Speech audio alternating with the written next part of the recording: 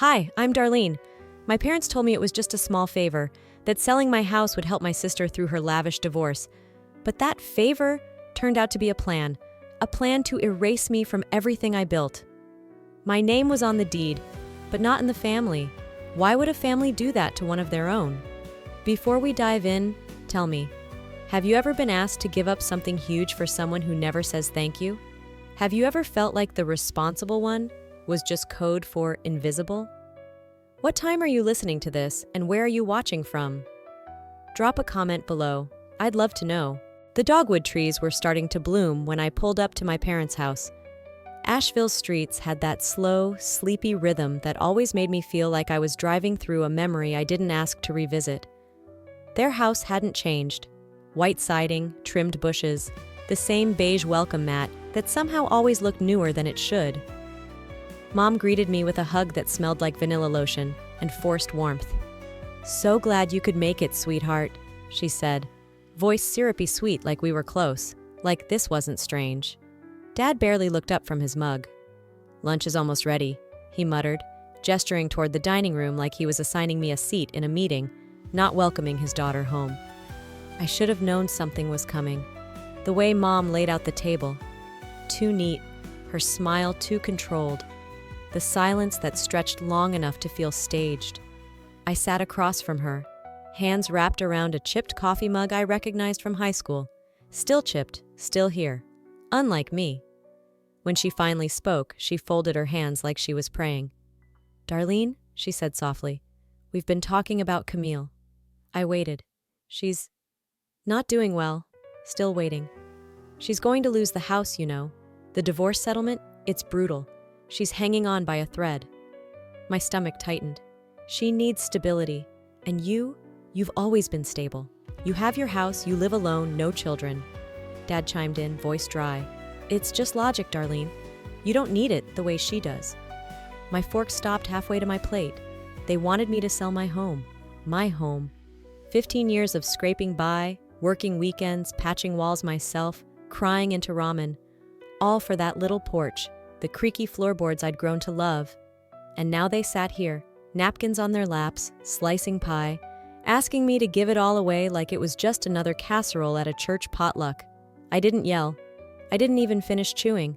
I just placed my fork down gently. The sound it made on the plate was louder than anything else in the room. Later that afternoon, back at my shop, the doorbell chimed with that soft wooden clack. Lavender hung in the air. Customers moved slowly through shelves of handmade soaps and locally fired pottery. Then I saw her. Camille stood in the doorway, scarf too thin for the weather, mascara smudged like she'd rehearsed it. She smiled, small, sad, trembling. "I didn't know where else to go," she whispered. I nodded, said nothing. She didn't need a prompt. "They say I might have to move back in with Mom and Dad," she continued, eyes darting around like the shelves were judging her. "But you know how tight it is there." She walked toward the window, touched the glass like she could feel the warmth inside the display. "This house you live in, it's so full of light. It's what I need right now. I feel like I'm drowning." The words weren't loud. They didn't have to be. Each one was placed carefully, like china on a fragile table. "I don't know what I'd do without you," she added, almost too quiet. I felt something shift in my stomach. Not pity, not anger. Something colder, older. This wasn't a plea. It was a performance. She left with a soft goodbye and a look that said, "You'll think about it, won't you?" That night, I sat on my porch and watched the light flicker on the far end of the yard. That stupid motion sensor had been broken for months. I never fixed it. A message came through on my phone. From Mom. "Don't overthink. Family helps family." I looked at the screen until it went dark, until my face reflected back at me in the glass. This time I will. The screen lit up my bedroom in soft blue long after midnight. I wasn't expecting much, maybe a late sale notification or a spam ad about discounted candles. But the message was from Rachel, a childhood friend turned sometime customer. "Have you seen this?" Attached was a link to a live stream already viewed over 2,000 times. Camille's face was the thumbnail. Red eyes, trembling lip, hand clutched to her chest like her grief had wrapped itself around her rib cage. The title read, "When Your Own Sister Turns Her Back on You." I didn't breathe while I clicked, or maybe I was holding my breath because I already knew. Camille's voice was soft, careful. "It's just hard when the people you love the most are the ones who leave you behind." She never said my name. She didn't have to. The comments did it for her. She sounds heartless. I can't believe family would do this. Some people never learn gratitude. I sat on the edge of my bed, phone balanced in one hand, the other pressed against my thigh. My fingers dug into the fabric like it might hold me together. That wasn't my story, but it was the one they clapped for. At the store the next morning, I felt it, the shift, the glances that lingered a second too long, the kind smiles laced with pity, or worse, quiet judgment.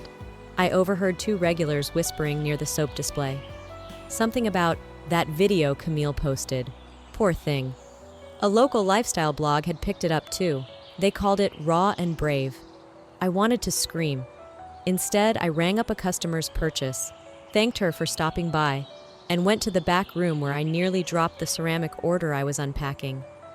I considered recording something of my own, a video, a post, anything. But what would I say? That the woman they saw crying was the same one who tried to forge my signature to sell my house? That she wasn't drowning, she was performing? I opened my mouth to draft a reply more than once that day. Never hit send. That night, I couldn't sleep. I sat at the kitchen table, my tea gone cold, the silence pressing in from the windows. Then the phone buzzed. 3:06 a.m. The message from Mom read, "She's your sister. Fix this." A second one came. "You should have handled it better." Then a third. "I raised you better than this." The last one came a minute later, no punctuation, just dread. "You don't want Camille to do something desperate, do you?" Each word landed like a hook. Not meant to comfort, but to catch and pull. My fingers hovered over the keyboard. I typed 3 different responses, deleted them all. My mind drifted, uninvited, to the year I turned 10. Camille was sick that day, some virus that kept her in bed. The birthday cake was canceled. The presents were postponed. Mom handed me a small wrapped book and said, "We'll celebrate properly next time." There wasn't a next time. I remember scraping my knee the following week, crying in the driveway. Camille got a popsicle. I got a towel and a lecture on resilience. I looked down at my tea, a pale shadow of warmth. I turned off my phone, and then, barefoot, I stepped onto the porch.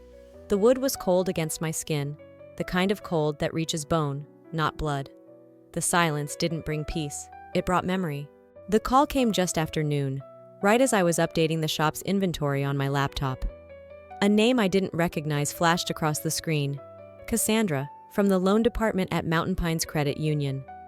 Her voice was friendly, chirpy even, until she asked, "I just wanted to confirm the co-authorization on the $40,000 equity line that was filed under your name and Elaine Ramsey. Is this a good time to go over terms?" I blinked. I asked her to repeat it, not because I hadn't heard, but because I couldn't quite believe I had. "Elaine is listed as the primary," she continued. "But since your name appears as a secondary signer, we need your verbal confirmation before final processing." I thanked her, then I hung up. It was the first time anyone had used me financially without my consent, and the worst part was how unsurprising it felt. The rest of the day blurred. I don't remember locking the register or closing the front door, or even the walk up my driveway. I just remember the hum in my ears, like my own body had turned against me. Later that evening, I called her. She answered on the second ring, as if she'd been waiting. "Oh, that. It's nothing, sweetheart," she said breezily. "Just temporary. You weren't using that credit, and Camille really needed—" I didn't let her finish. My hand tightened around the phone until the plastic creaked. "You didn't think to ask?" Her sigh was heavy. "We're family, Darlene. It's not like it's fraud." I laughed, not out loud, just inside, a brittle sound that only my chest could hear. I didn't yell, I didn't cry. I hung up and walked. For hours I wandered through downtown Asheville, past cafes I used to sit in with a book, past the bakery that still put too much cinnamon in their rolls. My body moved, but my mind ran in circles. By the time I got home, I couldn't feel my feet. I kicked off my shoes, sat down at the kitchen counter, and opened my laptop to distract myself. Spam folder, 42 unread messages. I clicked through lazily, deleting coupons and junk until one caught my eye. Subject: Congratulations, your home listing is live. It looked like a scam, but then I saw the thumbnail. It was my porch, my swing bench, my hydrangeas. I clicked the link, heart stalling. The listing was polished, professional photos, a walkthrough video, a cheerful description that read, "Charming, sunlit 3-bedroom with custom cabinetry and original hardwood." The agent's contact? Camille, listed under her event planning business, which apparently now doubled as a real estate firm. I stared at the screen for a long time. Then I drove. I didn't even grab a jacket. I just needed to see. When I pulled up to my house, everything looked untouched. The porch light flickered the way it always had. The curtains I'd hemmed myself still hung crookedly in the front window. But I walked the perimeter anyway, like checking to make sure a ghost hadn't moved in. Inside, I sat down and started a folder on my desktop. In case of Camille. I uploaded screenshots, emails, dates. I wasn't angry, not yet. But I was awake now. They didn't just want my house, they wanted my silence with it. Saturday started with the usual to-do list. Order more wrapping paper, double-check inventory, email the candle vendor. But everything stalled the moment I tried to pay the electric bill. Transaction failed. I refreshed the page. Tried again, same result. Then I logged into my bank account, and there it was. A red alert banner at the top of the screen. Account access temporarily restricted pending investigation of joint property conflict. I stared at the message for a long time, fingers hovering above the keyboard like they might catch fire if I typed the wrong thing. I called the bank. The representative's voice was gentle but firm. "It's a standard freeze," she explained. "When a property involved in a financial dispute has multiple parties named, we pause all outgoing transactions until the issue is legally clarified." I managed to ask her one thing. "Who filed it?" She paused.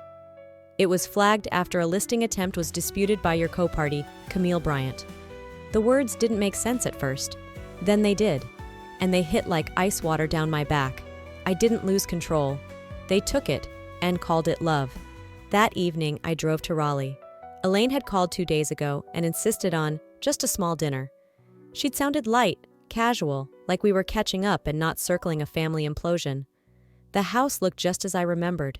Immaculate. Sterile. The rosemary chicken smell filled the kitchen, windows sparkled, silverware arranged with militant precision. Every inch screamed, "This is fine! We are fine!" Camille opened the door. Her hair was curled, makeup soft and dewy.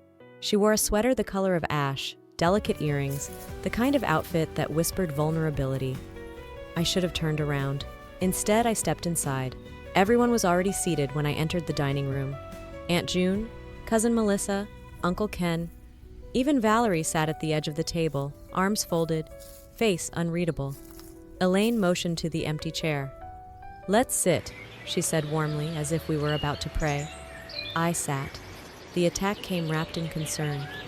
"We just think you've been distant lately," Mom began. "You're not yourself," Camille added, blinking twice. Dad nodded. "We all pitch in when someone's struggling, Darlene.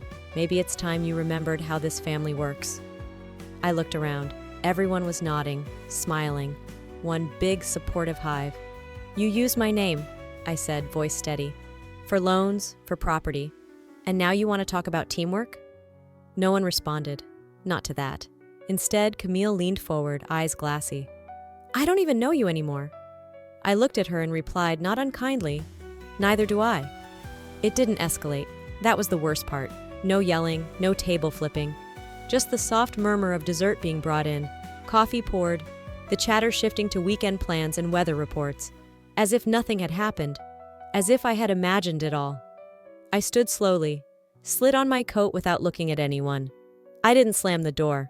I didn't cry in the car. I didn't walk out. I walked away from everything they still thought I owed them. I didn't sleep after the dinner. Not really. I kept replaying the same 3-second clip in my head. Camille blinking too slowly, Mom saying, "We just want what's best." Dad's silence that somehow shouted louder than anyone else in the room. By morning, I found myself watering the porch plants, even though the soil was already damp from last night's rain. It gave my hands something to do, something that didn't involve gripping a steering wheel too tightly or checking my phone for messages I didn't want to read. The rosemary smelled sharp in the morning air. I trimmed it absently, remembering how I used to bring a few sprigs inside and leave them on the counter just to remind myself the house was mine. The phone rang at 9:02 a.m. I almost didn't answer. "Hi, Darlene, it's Valerie." Her voice was quieter than I remembered, like she was calling from under blankets. "I just wanted to say, I saw what they did to you last night, and I remember what they did to you before." I didn't say anything. I didn't trust my voice not to crack open. "When you were 17, she continued, "you had that scholarship to the design school in Boston. You remember?" My throat tightened. "They told me you gave it up, that you didn't want to go, but I found out later they used that money for Camille's trip abroad, said it was a once-in-a-lifetime chance." There was a pause. "I should have said something then. I'm sorry." It wasn't advice. It wasn't comfort. It was truth. And somehow, that was more sacred. "Thank you," I whispered barely. She cleared her throat. "You're not crazy. You're not cold. You were just always quieter than them." I sat on the edge of my kitchen chair after the call ended, not moving for a long while. It wasn't the memory that hurt. It was how familiar the pattern had become. That evening, just before closing, I noticed something unusual wedged under the shop door. No envelope, just a postcard. Thick paper, glossy finish. On the front, a perfectly framed photo of my house, my porch, my swing, my hydrangeas. The handwriting on the back was Camille's, round and deliberate. "This home has always had a warmth I envied." That was it. No greeting, no name. Just 7 words that felt like a claim more than a compliment. There was a watermark on the back, subtle but clear. A design firm that specialized in real estate staging. I turned the lock on the front door, double-checked the back one, checked the windows.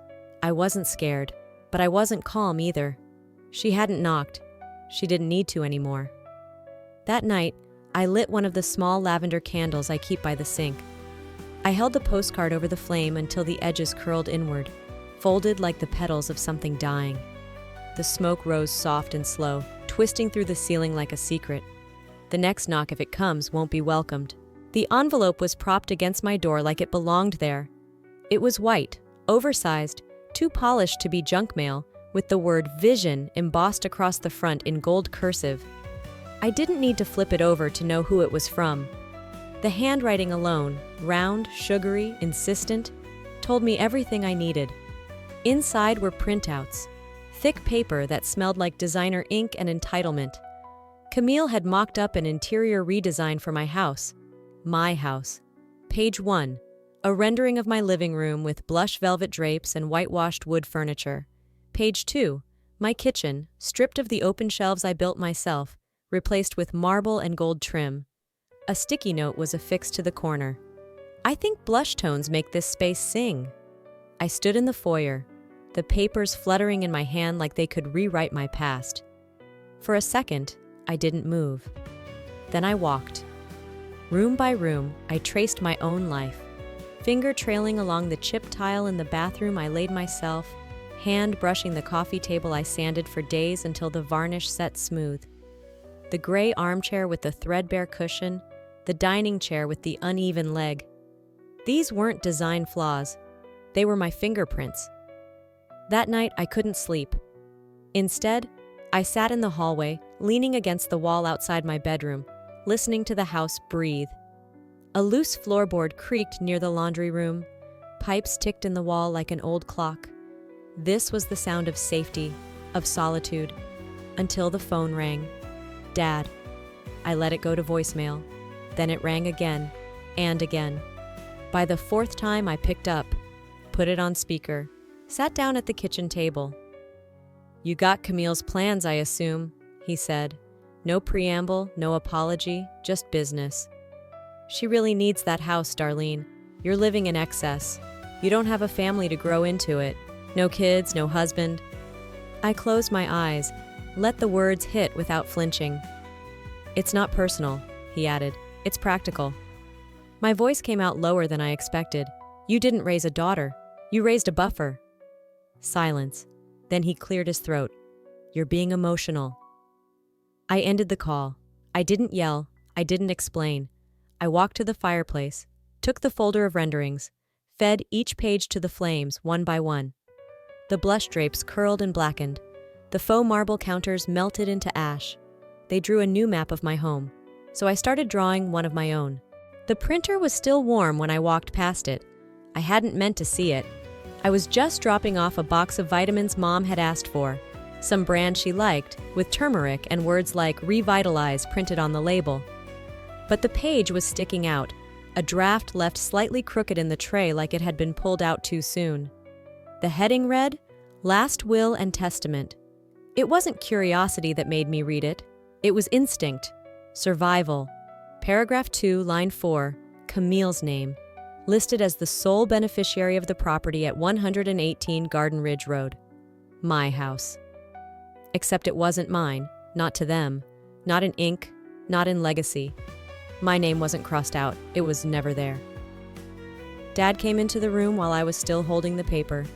He didn't flinch, didn't hide it. She has nothing, he said. You have your shop, your independence. You don't need more. No anger, no shame, just arithmetic. I stared at him, my mouth dry. You gave her what I built. He shrugged. You never asked for much. I didn't speak again. I walked out. I drove home. And I sat at my desk, staring at the same 3 receipts for an hour before I noticed the beige envelope on top of the pile. It was from First Mountain Bank. Inside, a notice of missed payment, a loan I never took. But my name was on it, as co-signer. The date? 5 years ago. The same month Camille launched her short-lived event planning empire. The same year she bought a second-hand Lexus and posted about Hash Boss Babes. I pulled out my old tax folders, slipped through years of W-2S, small business expense sheets, student loan records. I hadn't just worked, I had documented everything. Every dollar, every repair, every hour, except this. I called Mom. She didn't deny it. You were always good with money, she said. We knew you'd be fine. That night, I stood in front of my closet trying to pick something that said capable but not too proud, successful but still modest. I chose the navy blouse, heels I hadn't worn in months. The banker was kind. She smiled with that polite tilt of someone who has said no many times but never enjoys it. I'm sorry, Miss Ramsey. Your application's been declined. There's an active credit issue on your file. It's flagged as an unresolved liability. I nodded, didn't blink. She offered to resubmit once the mark was cleared. I thanked her, gathered my folder of plans, mock-ups, vendor quotes, blueprints for expansion, and walked out. In the parking lot, I sat in my car, hands still on the steering wheel long after the engine stopped. The air smelled faintly of pine cleaner from the building lobby. I pressed my scarf to my mouth like it might muffle the sound of something breaking. They didn't just break me. They took my future and handed it to her, with my name still on the ribbon. The invitation came by text, short, punctuated like a peace offering. Let's all meet. End this ugly phase. Family dinner, community center, Saturday night. It was signed, strangely, Love, Camille. I stared at it for a moment, then typed one word back. Sure.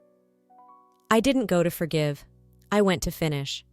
I arrived with a black leather folder tucked beneath my coat and a flash drive in my pocket.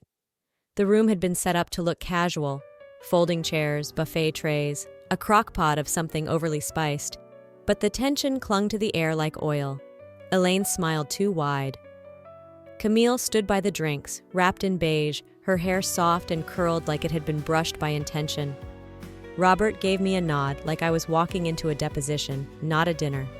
We made it through 15 minutes of plastic smiles and soft accusations before Elaine opened her hands and said, "We just want to talk." I stood up. "I do too," I said. I walked to the small table where the community projector sat, plugged in the flash drive. My voice didn't waver. My hands didn't shake. Slide 1. a copy of the forged real estate listing with Camille's email listed as the seller. Slide 2, a scanned copy of the loan document my mother co-signed in my name, with the bank's notation in red that I never confirmed it. Slide 3, the draft of the will, Camille's name underlined, mine absent. There were gasps, a rustle of paper napkins. "I didn't come here for revenge," I said calmly. "Just for record keeping." Camille's voice cracked. "You could have just talked to me." "You talked to everyone but me," I replied. "Online, in banks, on paper." Elaine reached for my arm and I stepped back before she touched me. Robert looked pale, his lips parted but silent. "I've spent my entire adult life cleaning up your messes while you told the world I was too cold to care," I said. Then I walked away from the table and out the side door. The next morning, my lawyer sent cease and desist letters to every person in that room. Simple, direct, no emotion in the font. Camille called 3 times. Elaine sent an email with the subject line, "Let's move past this." Dad left a voicemail. We never meant harm. I didn't respond to any of them. I sat at the dining table in my quiet house and read each message once. Then I deleted them. I didn't slam the door, I simply changed the lock. I adjusted the last picture frame on the lavender wall, stepped back, and finally, it looked like it belonged. Not because it was perfect, it leaned a little to the left, but because it was mine, entirely. The new space was smaller than the house, but it breathed easier. The ceilings weren't as high, the windows not as wide, but the light felt different, earned. A calm sort of light, the kind that arrives after the storm, not before it. I had a new assistant. Her name was Jenna, early 20s, a little too soft-spoken, always triple-checking the receipts before bagging anything. I saw myself in her sometimes, not in how she moved, but in how she hesitated, like the world had taught her to apologize before it had ever asked her to speak.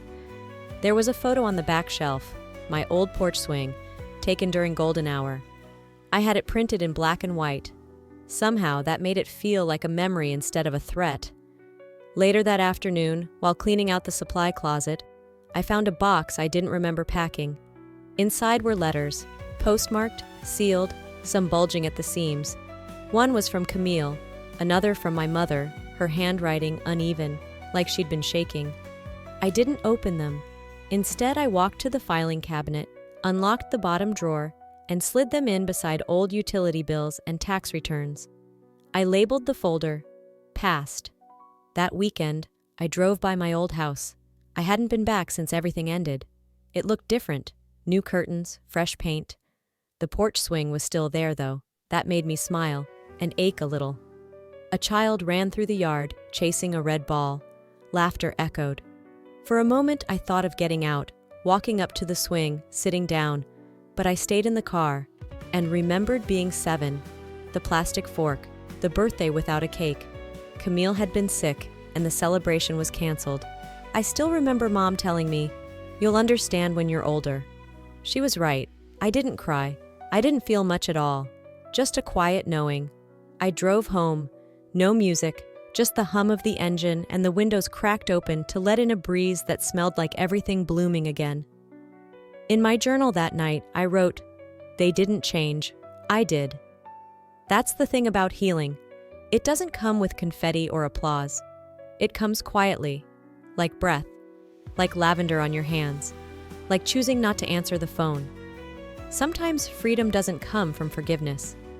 It comes from finally being allowed to stop bleeding. Sometimes walking away isn't weakness, it's wisdom. It takes years, sometimes decades, to realize that love built on guilt isn't love at all. I spent too long trying to be the daughter, the sister, the peacemaker, when all I really needed to be was free. If you're watching this and you've been made to feel like your boundaries are betrayal, let me tell you, you're allowed to protect your peace. You're allowed to choose yourself, even if it means disappointing people who benefit from your silence. Have you ever been the strong one in your family? The fixer? The forgotten? Let's talk about it in the comments. If this story touched your heart, comment 1 inch or let me know what city or state you're tuning in from. And if it didn't resonate with you, tell me why. I genuinely want to hear your story too. Don't forget to subscribe to the channel if you haven't already. More stories like this are coming, and you deserve to hear everyone.